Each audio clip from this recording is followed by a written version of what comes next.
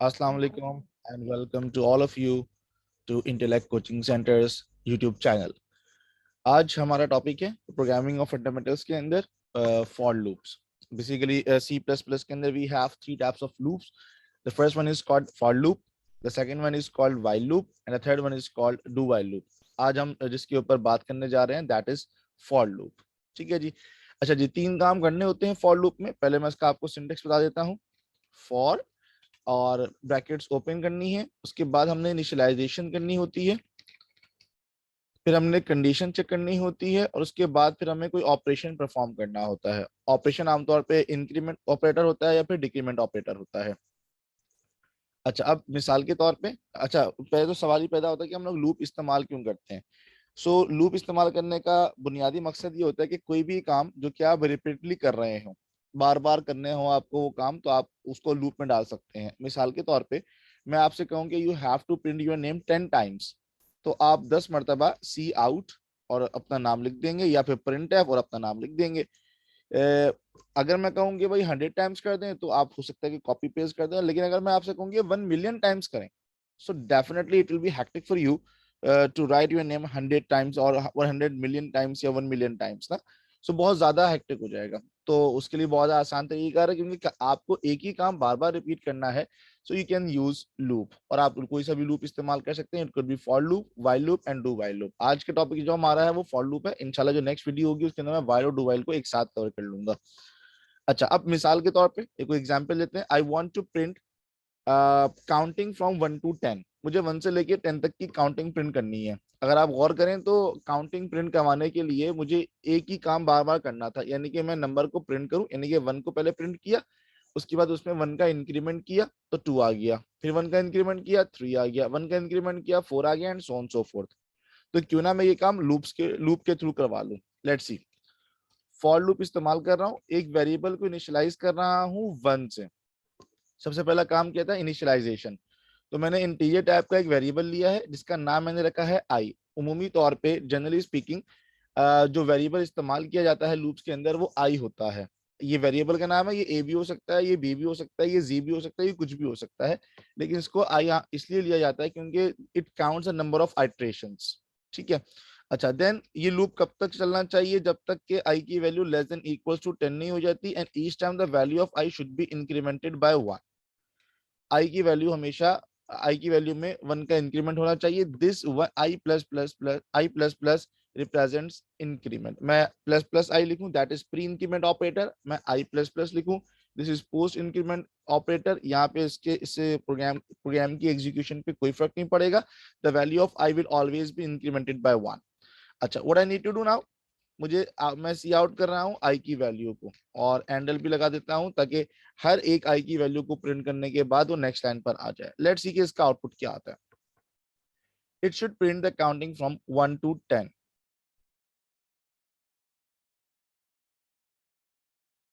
Alright, here we go. आप देख सकते हैं 1 से लेके 10 तक की काउंटिंग प्रिंट हो गई है. अच्छा, अब इसकी मैं एग्जीक्यूशन समझाता हूँ कि हुई कैसे है. मेरे मेरे कर्सर पे जरा गौर कीजिएगा. Initially the value of i was initialised with the value of 1. I की वैल्यू 1 हो गई थी.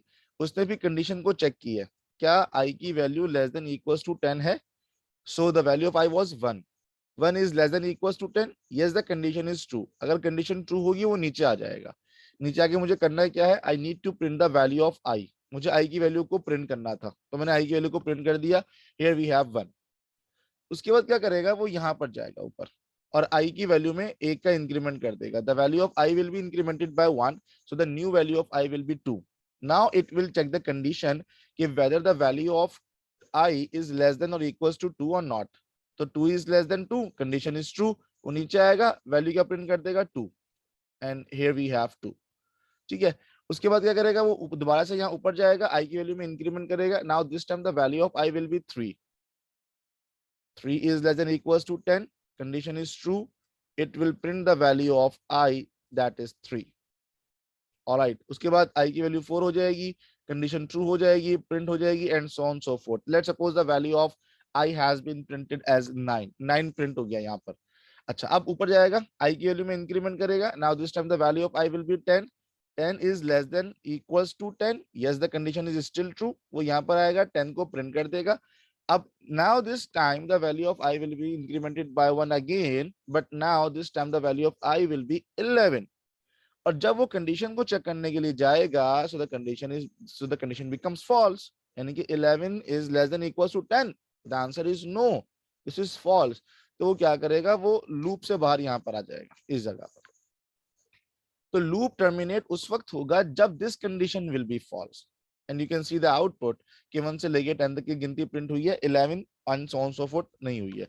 अच्छा, मिसाल के तौर पर I just put 1 over there. इसका मतलब ये कि I need to print the counting from 1 to 100. So simple. मैं इसको कंपाइल करता हूं. सो आप देखेंगे 1 से लेके 100 तक की काउंटिंग प्रिंट हो गई है. How simple it is. मैं एक जीरो और ऐड कर लेता हूं, इसको मैं एग्जीक्यूट करूंगा और आप देख सकते हैं कि it will print the counting from 1 to 1000. और आप जितने जीरो ऐड करना चाहें इसमें ऐड कर सकते हैं. लेकिन अगर आप गौर कीजिए, अगर आपको लूप्स नहीं आते होते तो फिर आपको C out 1, C out 2, C out 3, C out 4, C out 5 and so on so fourth ये सारे काम करने पड़ रहे होते. तो लूप से आसानी हो गई. अगेन रिपीट कर रहा हूँ कि जो अगर आपको कोई भी काम रिपीटेडली करवाना हो तो आप वो काम लूप से करवा सकते हैं. अच्छा जी, एक सवाल करते हैं आसान सा जो हम लोगों ने पहले भी किया था. इफ एल्स की कंडीशन की मदद से हम लोग ऑड और इवन नंबर मालूम करना चाहते हैं. ठीक है, तो ये कॉम्बिनेशन हो जाएगा फॉर का और इफ एल्स का.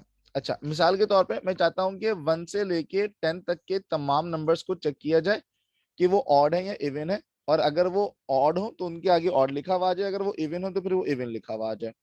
अच्छा, याद रखिएगा मेरे पास नंबर किस वेरिएबल से आ रहा होगा, आई से. तो मुझे क्या करना है, मैंने चेक किया इफ आई का मैंने मॉड लिया है 2 से, and I am checking it out if it is equals to 0.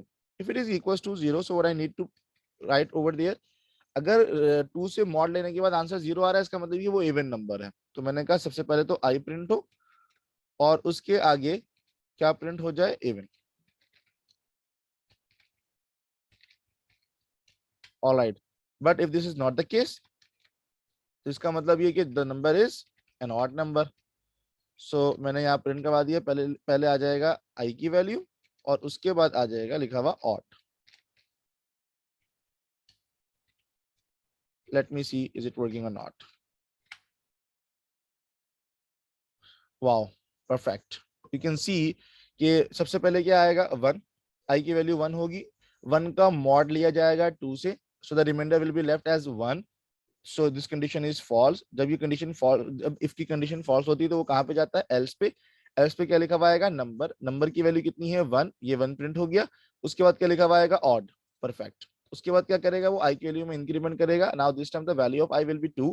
2 is less than equals to 10, the condition is true. अब जब वो यहाँ पे आके चेक करेगा, 2 का मॉड लिया 2 से, yes the remainder is 0. If the remainder is 0, so the number will be an even number. सबसे पहले क्या प्रिंट होगा, 2. उसके बाद क्या प्रिंट हो जाएगा, even, and so on so fourth. ये कहां तक चलेगा, 10 तक. ऑल राइट, आई होप कि ये सवाल आपको समझ में आ गया होगा. अब इसके हम कुछ एग्जांपल्स कर लेते हैं so that we can have a better understanding about this particular topic. सवाल के मुताबिक हमें 10 नंबर्स इनपुट लेने हैं और फिर हमें काउंट करना है कि हमने कितने पॉजिटिव नंबर्स इंटर किए हैं, कितने नेगेटिव नंबर्स इंटर किए हैं और हमने कितने जीरोज इंटर किए हैं. मान लीजिए कि अगर आपको लूप्स नहीं आते होते तो आप क्या करते. पहले मैं विदाउट लूप ये काम करके दिखा रहा हूँ तो कि आपको थोड़ी देर में समझ में आ जाएगा कि भाई तो बहुत हेक्टिक हो जाएगा. मैंने कहा इंटीजर नम, और फिर मैंने कहा कि इंटर अ नंबर. मैं नंबर इंटर करूंगा और जो भी नंबर आएगा मैं उसको सेव करवा दूंगा नम के अंदर, और उसके बाद फिर मैं इफ एल्स लगाना शुरू कर दूंगा. याद रखिएगा, मुझे ये कम से कम बता रहा हूँ मैं आपको कि 10 नंबर इनपुट लेने हैं. तो ये नंबर इनपुट लिया, इसको इफ एल्स करूंगा, फिर दोबारा से नंबर इनपुट लूंगा, फिर उस पर इफ एल्स लगाऊंगा. यानी कि मिसाल के तौर पे मैं मान लेता हूँ पॉजिटिव नंबर्स काउंट करने के लिए पी का वेरिएबल मैंने सपोज कर लिया, नेगेटिव नंबर्स काउंट करने के लिए एन का वेरिएबल सपोज कर लिया, और जीरोस को काउंट करने के लिए मैंने जेड का वेरिएबल कंसिडर कर लिया, और मैंने इन तीनों वेरिएबल्स को जीरो से इनिशियलाइज कर दिया है. अच्छा, उसके बाद क्या करना होगा, इफ जो नंबर है वो ग्रेटर देन 0 हो, तो इसका मतलब ये है कि पॉजिटिव नंबर्स के को काउंट कर लीजिएगा. एल्स इफ चेक कीजिए क्या नंबर लेस देन 0 है. अगर लेस देन 0 तो इसका मतलब ये कि वो एक नेगेटिव नंबर है, तो n प्लस प्लस कर दीजिएगा. और अगर ये दोनों केसेस नहीं है तो इसका मतलब ये कि द नंबर इज अ 0. ये काम मैंने अभी एक वेरिएबल के लिए किया. उसके बाद मुझे इसी कोड को कॉपी करना पड़ेगा और इसको 10 मर्तबा पेस्ट करना पड़ेगा, तब जाके ये वाला काम होगा। लेकिन अब हम अभी पीछे पढ़कर आए हैं कि अगर आपको कोई काम रिपीटेडली करवाना हो तो हम क्या कर सकते हैं, हम लोग लूप इस्तेमाल कर सकते हैं। जरा गौर कीजिएगा, मैंने ये पूरा का पूरा कोड कट किया और अब मैं यहाँ पे एक लूप लगा देता हूँ। मैंने कहा integer i is equals to 1, the value of i should be less than equals to 10 and each time the value of i should be incremented by 1। और अब गौर कीजिएगा, ये सारा कोड मैंने यहाँ पे पेस्ट कर दिया।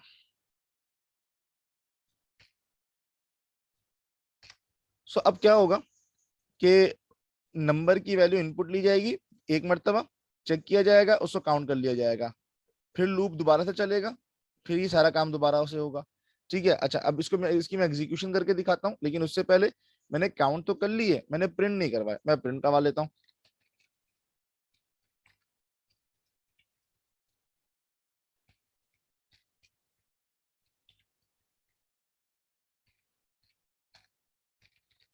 मैंने पॉजिटिव नंबर्स प्रिंट करवा लिए हैं, ये नेगेटिव नंबर्स प्रिंट हो जाएंगे।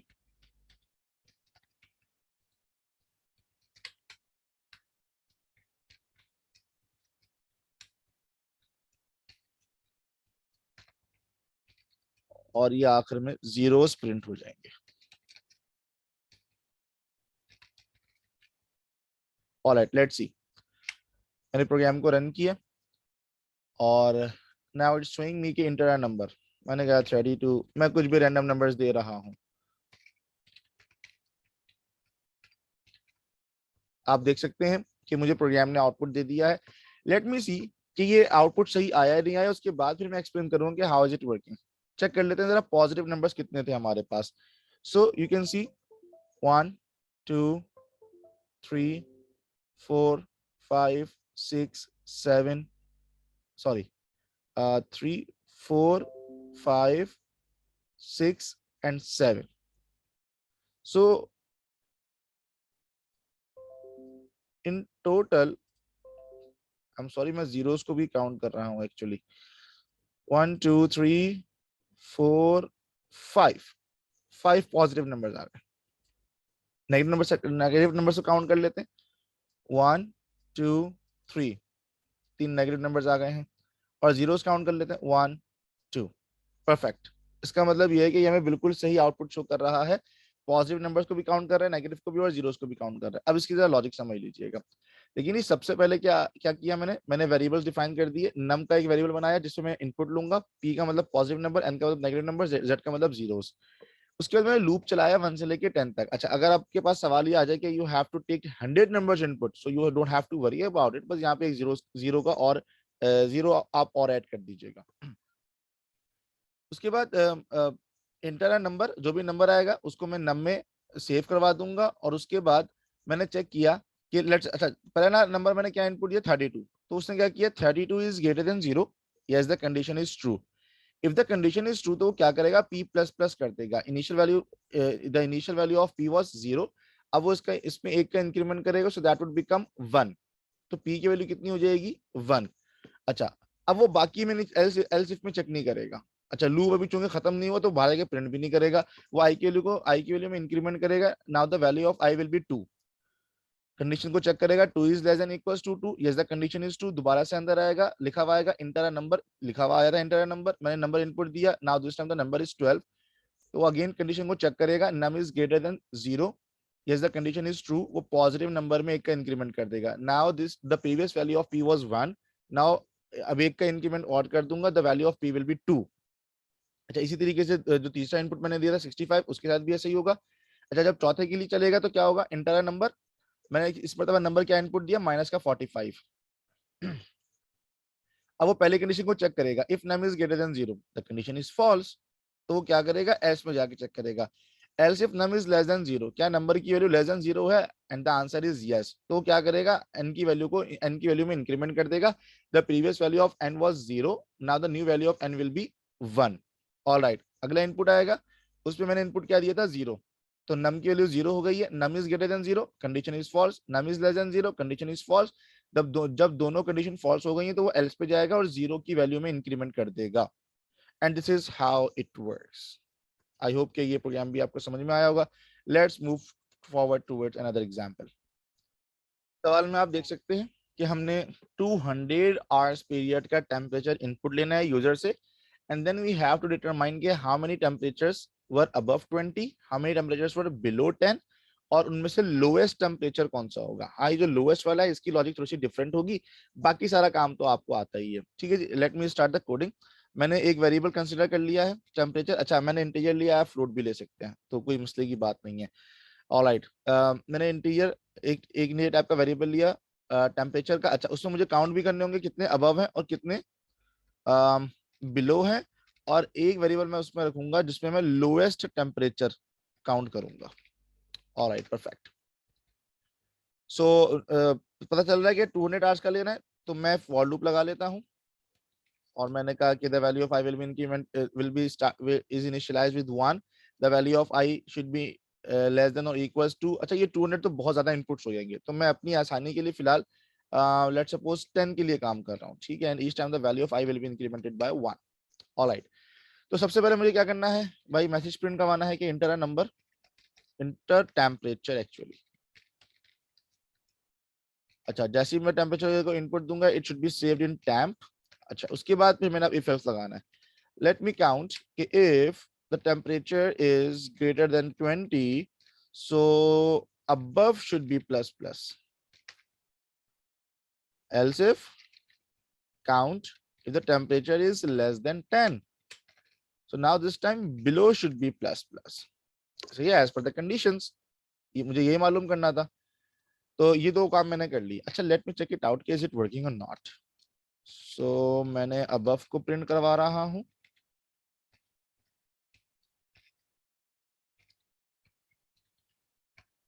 और उसके बाद अब मैं बिलो को प्रिंट करवा रहा हूँ, एंड लेट मी सी के ये सही काम कर रहा है या नहीं कर रहा। उसके बाद फिर मैं लोएस्ट के लिए काम कर लूंगा।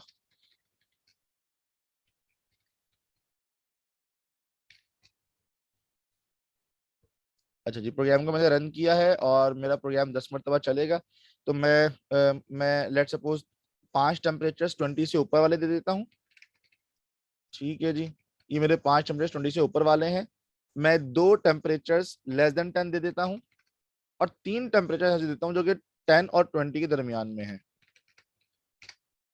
सो यस, यू कैन सी कि उसने बिल्कुल सही काम किया है कि जो 5 टेम्परेचर्स थे अबव वाले उनको भी काउंट कर लिया, बिलो वालों को भी काउंट कर लिया, जो कि 10 और 20 के दरमियान में थे उनको इसने डिस्कार्ड कर दिया।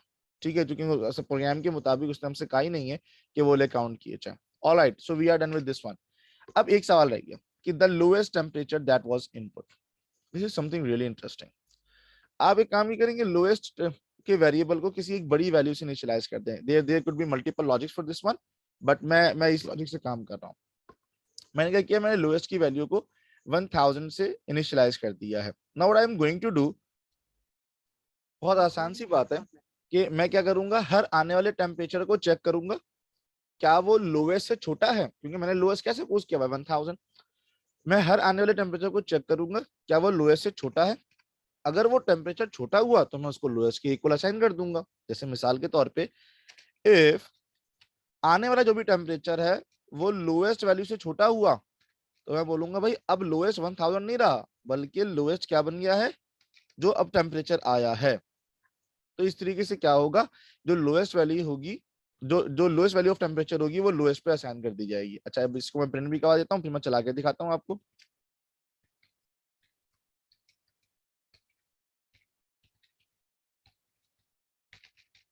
All right, so let me see is it working or not. I am going to enter temperatures.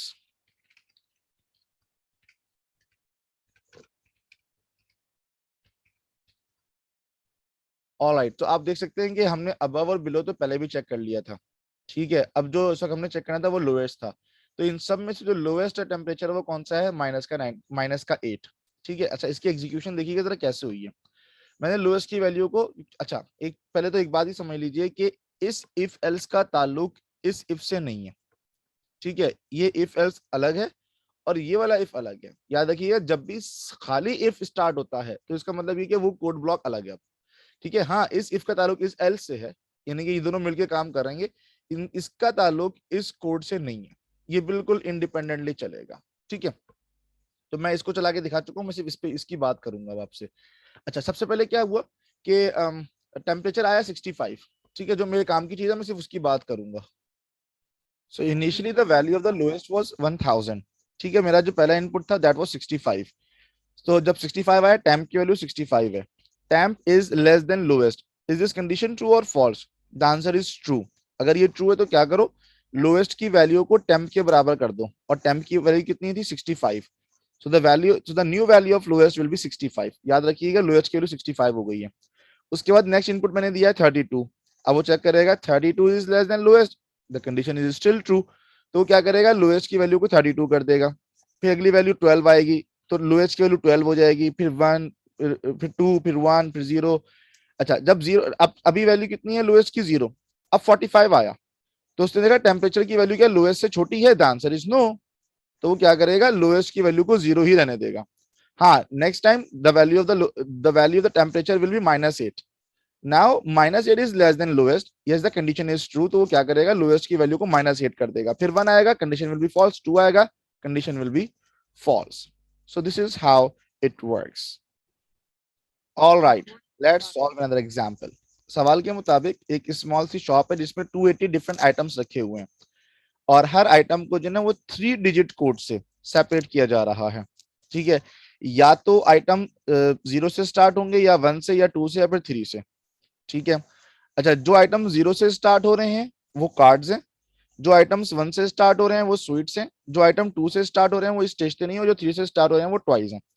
हमने ये काउंट करना है कि उस स्टोर के अंदर how many card, sweets, stationery and toys are there, ठीक है। इसमें हम एक काम और भी कर सकते हैं कि हम लोग इनवैलिड वाला भी ऐड कर सकते हैं। बहरहाल जो सवाल है उसके मुताबिक हम लोग काम करने के लिए जा रहे हैं। So let's start.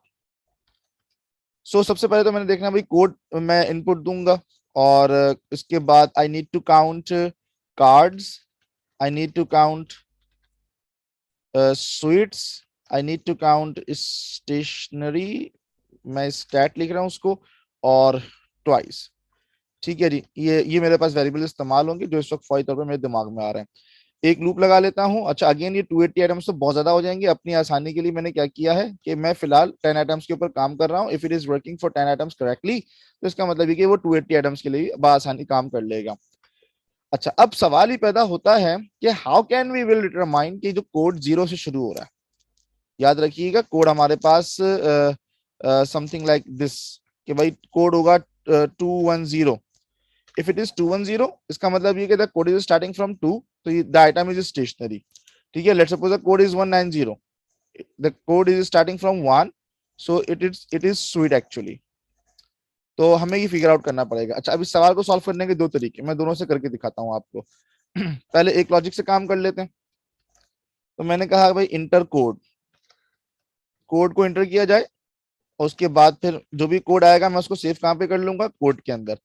अब मैं इफ एल्स करना शुरू कर रहा हूँ। मैंने कहा अगर कोड की वैल्यू 100 से छोटी है, अब गौर कीजिएगा जरा, 100 से छोटी का मतलब क्या होगा, 0 से लेके 99 तक। और अगर वो 3 डिजिट का कोड है, तो इसका मतलब तो यही है कि मैं 99 को कैसे लिखूंगा, मैं 99 को लिखूंगा 099, ठीक है। तो अगर वो 99 से छोटा है, तो इसका मतलब ये कि जो उसका पहला डिजिट होगा वो क्या होगा, 0। तो अगर if this is the case, तो मुझे क्या चीज काउंट करनी पड़ेगी, कार्ड्स। तो मैंने लिख दिया कार्ड्स प्लस प्लस। और अगर ये नहीं है तो फिर चेक किया जाए कि क्या कोड की वैल्यू 200 से छोटी है। और कीजिएगा 200 से छोटी में कौन कौन सी वैल्यूज आएंगी, 100 से लेकर 199 तक की values. If this is the case, तो इसका मतलब ये है कि स्वीट्स में ऐड कर दिया जाए। अगर ये भी नहीं है, तो फिर ये चेक किया जाए कि क्या कोड की वैल्यू 300 से कम है। अगर 300 से कम है तो क्या मतलब हो जाएगा, 200 से लेकर 299 तक की तमाम values. If this is the case, यानी कि ये 2 से स्टार्ट हो रहा है, सो स्टेशनरी प्लस प्लस। और अगर ये भी नहीं है तो फिर चेक किया जाए कि क्या कोड की वैल्यू छोटी है 400 से। 400 छोटी का मतलब क्या हो जाएगा, यानी कि 300 से लेकर 399 तक का। And if this is the case, तो इसका मतलब ये है कि ट्वाइस प्लस प्लस होना चाहिए। गौर कीजिएगा जरा इस लॉजिक के ऊपर कि जो भी कोड आएगा वो 3 डिजिट का कोड होगा, ठीक है। तो अब 0 से लेके 99 तक का मतलब ये है कि it will be a 2 digit code, और अगर वो 2 डिजिट कोड है तो फिर उसकी जो फर्स्ट डिजिट होगा वो क्या होगा, 0। सही है। इसी तरीके से इन तमाम चीजों को भी अप्लाई कर दिया गया। और अगर इनमें से कोई कोड नहीं है तो हम उसको कंसिडर ही नहीं कर रहे, ठीक है। अगर आपको इनवैलिड कोड काउंट करवाना है तो फिर आप एल्स में जाकर उसको पुट कर दीजिए, वो भी सही है, कोई मसला नहीं है। ऑलराइट, अच्छा मैं इसको चेक करता हूँ, लेकिन चेक करने से पहले मैं इन सबको प्रिंट भी करवा लेता हूँ।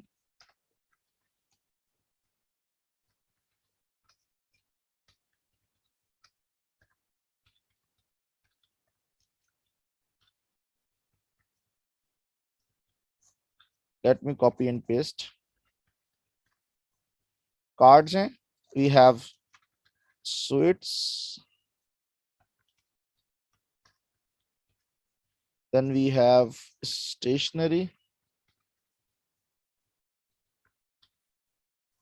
then we have toys. All right, so let me see what happened. All right, plus plus का एरर था।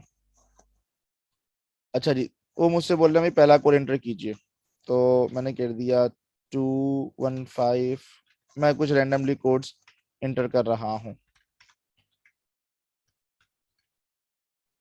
ये देखें, ये मैंने इनवैलिड कोड एंटर किया, और लेट्स सी कि ये सही आंसर दे रहा है या फिर नहीं दे रहा। चेक कर लेते हैं जरा। पहले तो चेक करते हैं कि जीरो वाले कितने थे हमारे पास, नहीं कार्ड्स कितने थे। 1 2 and that's it, and yes we have 2 cards। उसके बाद है वी हैव स्वीट्स। स्वीट्स कौन से होने थे, जो 100 से, यानी कि जो 100 से लेके 1 टेन तक, यानी कि जिसका जिसका पहला डिजिट 1 होगा। 1 2 and I guess that's it, but it's showing 3। it means that there is something wrong। all right, let me see about the stationery as well। Stationery में क्या होना था कि 300, यानी कि starting with 2 1 2। All right, so stationery 2 दिखा रहा है, बिल्कुल सही दिखा रहा है। अच्छा, उसके बाद वी हैव ट्वाइस, और ट्वाइस में 3 से स्टार्ट होना था। 1 2 3। परफेक्ट। इसका मतलब ये there is something wrong with the sweets. So sweets की वैल्यू को चेक कर लेते हैं। So actually there is no error at all, but the issue that arises is कि मैंने इन वेरिएबल्स को 0 से इनिशियलाइज नहीं किया हुआ। दैट्स द रीजन कि वो स्वीट की गार्बेज वैल्यू को उठा रहा है और उसको 1 सपोज कर रहा है। मैं इसको, इन सबको वेरिएबल्स को 0 से इनिशियलाइज कर दीजिए, और अब चला कर देखते हैं। अच्छा, मैंने लूप्स को छोटा कर दिया, 5 तक कर दिया है। Let me see is it working और नॉट।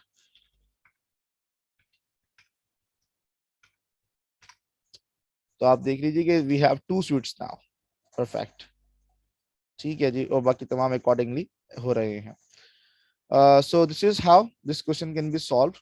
और इसकी एक लॉजिक से मैंने ये सवाल करके दिखाया है। अब हम चलते हैं, इसी सवाल को हम लोग दूसरी लॉजिक से भी करके देखते हैं। ये वो लॉजिक है जिसकी बुनियाद पर ये सवाल दिया गया है कि हमें फर्स्ट डिजिट को कंसिडर करना है खाली। ठीक है, मैं क्या करता हूँ, इस कोड को कमेंट कर देता हूँ, और अब जो लॉजिक बना रहा हूँ मैं इसी के अंदर बना रहा हूँ। ठीक है जी, तो अब इसमें जो पहला काम होगा वो ये होगा कि we have to consider the particular digit. तो मैंने क्या किया कि एक लेट सपोज हम एक डिजिट का वेरिएबल भी ले लेते हैं, क्योंकि हमें लेफ्ट मोस्ट डिजिट के ऊपर काम करना है। ठीक है जी, तो मैंने क्या किया कि अच्छा, इस कोड को मैं कॉपी कर लेता हूँ, या मैं इसको अनकमेंट करता हूँ।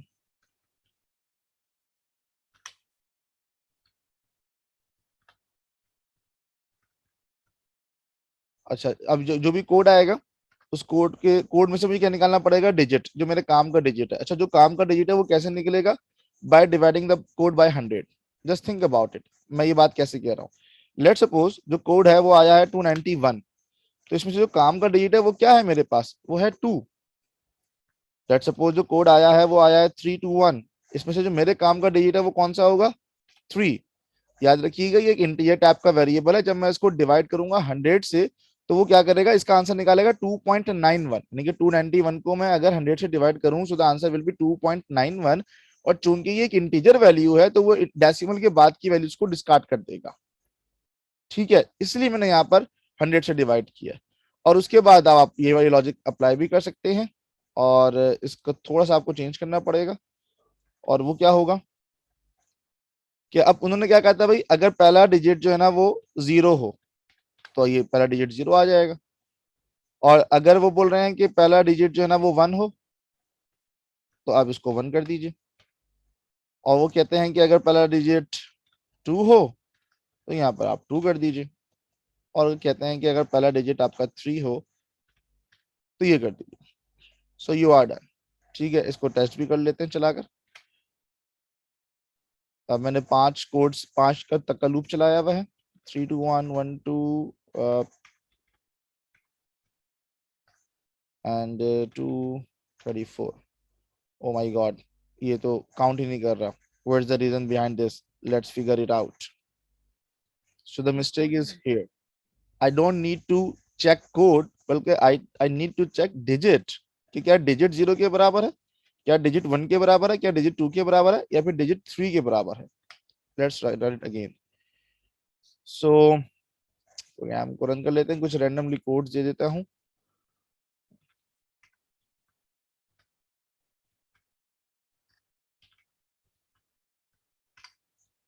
So 2 sweets, 1 stationery, and 2 toys. I guess this is correct. So yeah, I hope कि ये लॉजिक भी आपको समझ में आई होगी। इस लॉजिक से काम कर लें या फिर इस लॉजिक से काम कर लें, both make the same sense, एक ही आउटपुट वो आपको दे रहा होगा। आई होप कि आपको ये लेक्चर बहुत अच्छे से समझ में आया हुआ होगा। You will be having a better understanding now for loop, कैसे फॉर लूप इस्तेमाल करना है और किस तरीके से उसके अंदर कंडीशंस को इस्तेमाल करना है। आ, आ, इस लेक्चर में यहीं तक रखेंगे इंशाल्लाह। See you in the next video. Thank you very much.